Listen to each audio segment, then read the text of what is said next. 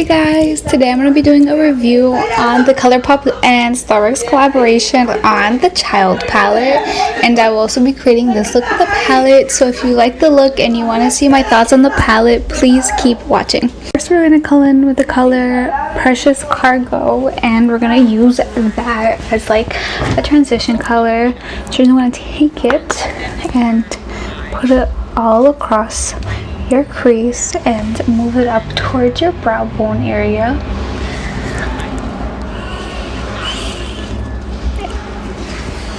And do that to the other side, and when I'm done I'll be back.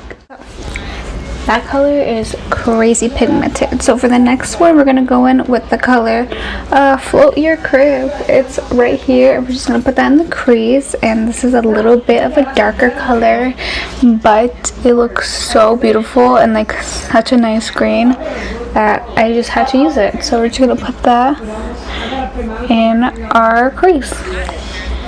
And you don't want to put this up towards your brow bone. You want to keep it in your crease area. We're going to go for a more dramatic look today. So kind of just keep it right here and in the crease.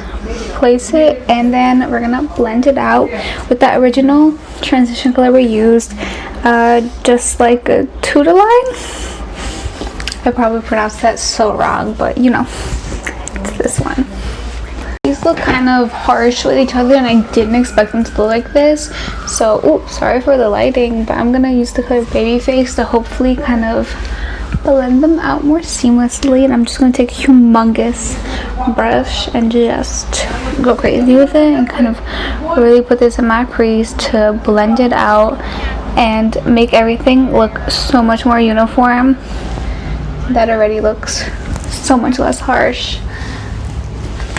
We're going to do the same to the other side, and then I will be back once I have everything nice and blended. For my all over lid color, this color right here, Right Hand Mondo, is literally calling to me. This color is screaming to me. So I feel like this look is a little dark, and I really want to brighten up because dark eyeshadow makes me look like wild, and I just don't like it. So we're gonna brighten up the look and put this all over our lid, and I'm gonna go in without a wet brush first just to see how it works, and if it needs a wet brush I will wet my brush. But let's just, oh man, that's beautiful. That's literally so beautiful. I am gonna scream. I am in love with this color. Oh my god.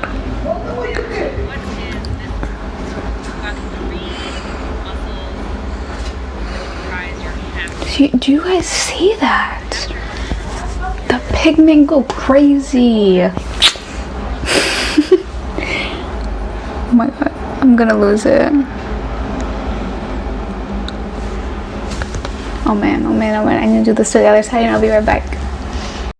So my camera wasn't filming. I'm so sorry guys, but I put the color Little Frog underneath my eye on my waterline, and I was so impressed. Literally, I was like fucking talking so many good things about this color, but I sadly was not recording it. But this color is so beautiful, and it's like the perfect mossy green. And I was a bit skeptical about this palette because I feel like ColourPop's formula is a little more subpar when it comes to their collaboration palettes that aren't going to be in their permanent line. I feel like they don't try as hard to make a good formula, but goddamn, this palette is it blew me right out of the water. These colors are unique and not everyday colors you see. So that's the color Little Frog, and I'm going to take Precious Cargo and put this, oh y'all saw my lecture, I'm going to put this in my inner corner to really make it pop. And I think Precious Cargo is like a Super Shock formula, which I am a fan of. So let's kind of put that in. Okay. It's not as bright as I expected it to be. Maybe it's the brush I'm using. I have no clue.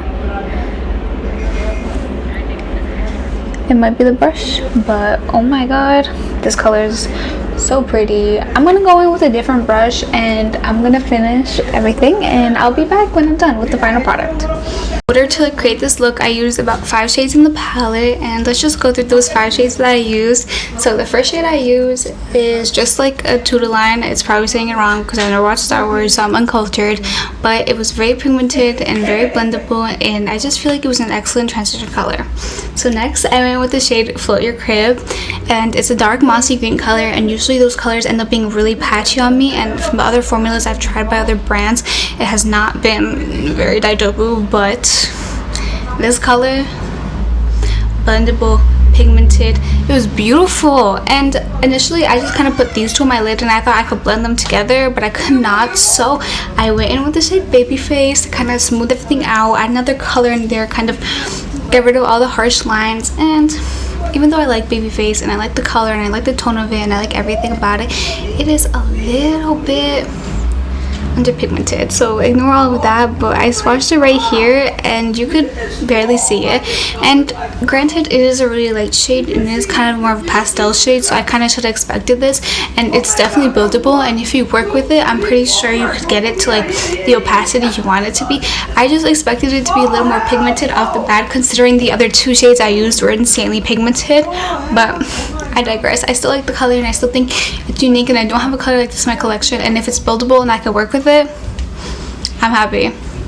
And all over my lid I went in with this shade right here, Right Hand Mando, right here, and oof, the shade was pretty glittery, shimmery. It was everything you want from a glittery shade. Like, it right off the bat, I kind of went in with it and I was like, oh my god, I'm gonna have to use like setting spray and have to go get it, but I didn't have to use setting spray. Like, it was already so pretty off the bat and I couldn't get over it. Next I went in with the shade Priceless Cargo, which is kind of a super shock formula, which is really interesting and it's really pretty. Oh, you can't see it. Let me do a better swatch. So it's right here. Oh, why can't you see it? All certain swatches, but swatches, the first 3 are the top row, the middle 3 are the middle row, and the last 3 are the bottom row of the palette. It is so pretty, and I initially went in with a tamper brush and I was like, wow, this shade is really unpigmented, I wonder why, but I used my hand and it was really pretty. And then the last shade I used was Little Frog, which I don't know if you guys can see, probably can't, but it has micro glitters in it and I hate it.